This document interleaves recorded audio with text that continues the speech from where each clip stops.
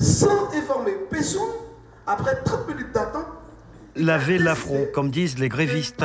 C'était le sens de la mobilisation de l'UTG devant l'Agence régionale de santé ce matin. Par cette action symbolique, le syndicat a voulu signifier à la directrice de l'ARS son manque de décence en refusant, sans crier gare, de se rendre à la rencontre de mardi. Les membres du syndicat qui ne décolèrent pas demandent donc des excuses publiques à la responsable de l'ARS avant même un retour au dialogue.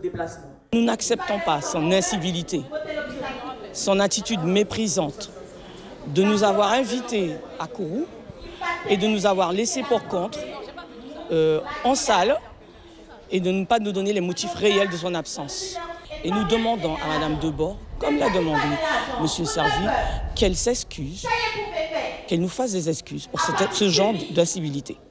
Des excuses publiques, c'est ce que souhaite lui aussi le député Gabriel Serville.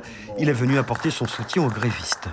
Je vais exiger qu'elle fasse par écrit également des excuses à la population et des excuses aux élus qu'elle est en train de piétiner, parce que je trouve ça totalement inadmissible. Voilà pour la forme. Sur le fond, chacun campe sur ses positions. Les grévistes ont répondu à la ministre de la Santé.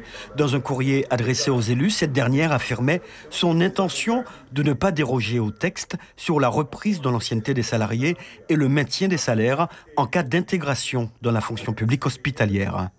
Il a été convenu individuellement à chaque salarié, ils ont une proposition sur une projection de leur carrière dans la fonction publique.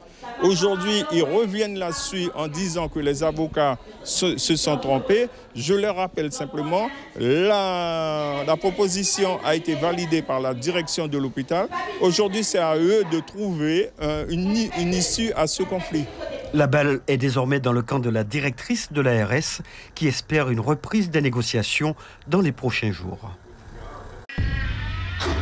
Suivez l'info sur Guyana Première, télé, radio et Internet.